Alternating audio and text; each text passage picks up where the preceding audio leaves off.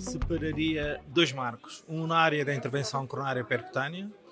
com o aparecimento de novas plataformas de stents e novos fármacos nestes stents, com resultados absolutamente notáveis em termos de tratamento da doença estável e da doença aguda. O tratamento do infarto agudo do miocárdio, de facto, hoje apresenta taxas de mortalidade que são absolutamente notáveis, com o doente que chega ao hospital tem uma taxa de mortalidade à volta de 3%, o que é notável.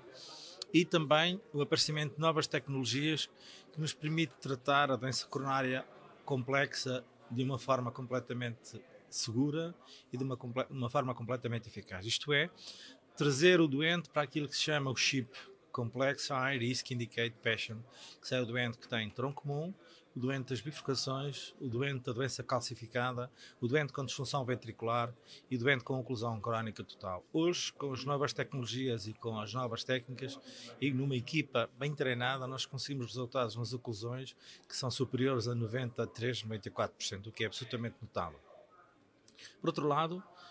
realçaria a parte estrutural, que é absolutamente espantoso o desenvolvimento que nós temos hoje dentro da área estrutural. Desde as válvulas aórticas percutâneas, hoje parece que será o gold standard do tratamento das válvulas aórticas percutâneas para o doente com estenose aórtica. Eu penso que há um caminho ainda longo a fazermos no clipe da mitral, mas também o tratamento percutâneo da mitral será uma realidade que nós vamos com certeza aprender ainda muito e é um campo ainda que temos que avançar muito. E obviamente depois dois pontos que é importante, que é o nosso papel na prevenção do AVC no doente com AVC criptogénico, como é o caso do encerramento do FOP. Nós hoje temos evidências científicas que apontam que de facto a intervenção percutânea previne o AVC nestes doentes e também a prevenção do AVC no doente com fibração auricular através do encerramento do apêndice auricular esquerdo. Portanto, estamos aqui a falar de coisas que hoje mudam completamente os nossos doentes, a vida e também não só a qualidade, mas essencialmente a quantidade de vida. Portanto, acho que este campo da carga de intervenção é um campo absolutamente notável, o avanço que nós temos conseguido, sempre de uma forma que me parece que é importante. Muitas vezes achamos que estas coisas devem ser todas, quase que hoje há uma escravatura daquilo que é a medicina baseada na evidência. Hoje a medicina baseada na evidência vive muito de alguma forma que até, muitas vezes até não há uma desonestidade intelectual, porque a maioria dos estudos que são feitos com medicina baseada na evidência, como nós vimos agora numa sessão, a volta de 76% dos doentes não são incluídos porque têm um critério de exclusão. Portanto, quando nós falamos de medicina baseada na evidência, estamos a falar numa franja muito pequena de doentes, que não é a realidade que depois os estudos nos dizem que são os doentes que beneficiam. Portanto, nós temos de ter muita atenção. E essa medicina baseada na evidência deve ser mais do que baseada na evidência, baseada na experiência do homem, na experiência do médico, mas sempre centrada no doente. Isto é, o doente deve estar no centro do processo de decisão de qual é o melhor tratamento para o doente e a sua família. Esse é que me parece que é a melhor decisão, o melhor tratamento e o grande avanço da cardiologia de intervenção. Claramente, nos últimos 10 anos, a cardiologia de intervenção evoluiu e marcou a sua grande posição na intervenção estrutural, nomeadamente a nível da válvula aórtica, e começou a dar os primeiros passos, alguns passos, noutras intervenções estruturais, nomeadamente na válvula mitral e noutros componentes. E a estrutural e a sua afirmação como um tratamento, muitas vezes até já de primeira intenção para os doentes e não um tratamento de última intenção, é o grande marco dos últimos 10 anos. São o aparecimento da intervenção estrutural, parece-me ser talvez o mais importante, ou pelo menos, não diria talvez o mais importante, mas é seguramente um dos francamente importantes. Portanto, quer no tratamento da estenose valvular aórtica com TAVI, portanto com válvulas aórticas percutâneas, quer a redução das insuficiências mitrais utilizando outro tipo de dispositivos. Por outro lado, também penso que houve uma evolução enorme nos materiais utilizados em cardiologia de intervenção não estrutural, portanto coronária, nomeadamente com uma evolução extraordinária dos materiais que permitem hoje tratar doentes que há anos atrás seguramente não seriam tratáveis por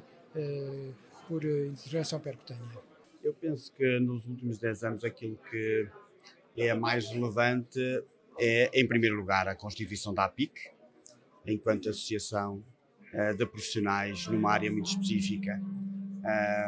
e que tem, sobretudo, um fim terapêutico de grande impacto, mas eu penso que o maior marco é a afirmação de técnicas inovadoras de intervenção e que fez com que este grupo profissional seja, neste momento, um dos principais grupos profissionais que representam a Sociedade Portuguesa de Cardiologia no seu global. Eu diria que os principais marcos nos últimos 10 anos são a concepção de novos stents, novas técnicas de tratamento percutâneo das lesões coronárias, novos dispositivos, nomeadamente para lesões coronárias mais calcificadas, e por outro lado também o aperfeiçoamento do tratamento de doença valvular, nomeadamente a doença valvular aórtica, que é uma patologia muito prevalente, especialmente em populações mais idosas e que em doentes com maior risco cirúrgico, que à partida teriam o seu destino traçado de não serem operados pelo elevado risco, já têm uma opção para viver mais anos e de uma forma muito melhor a sua vida diária. Para mim, o principal marco da cardiologia de intervenção nos últimos 10 anos foi o desenvolvimento de redes de referenciação e de protocolos de angioplastia primária para o infarto agudo de miocárdio. Acho que isso permitiu uma diminuição significativa da mortalidade intra-hospitalar e das sequelas também do infarto agudo de miocárdio a longo prazo, nomeadamente da insuficiência cardíaca. Bem, eu acho que, a nível da cardiologia de intervenção, houve grandes inovações nos últimos 10 anos. Tanto na área coronária, mas fundamentalmente eu acho que os últimos 10 anos ficam marcados pela revolução em termos da intervenção estrutural,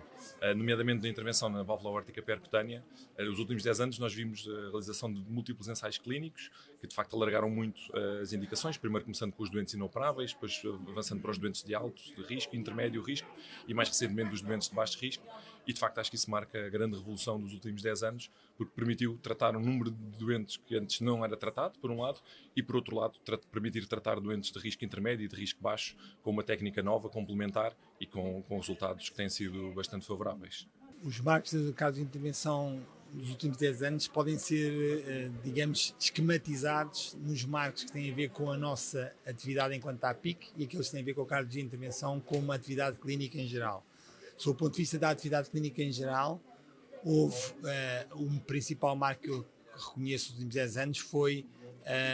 o tratamento padrão da estenose aórtica de doentes com risco acrescido por via percutânea, portanto com as válvulas aórticas percutâneas ou TAV.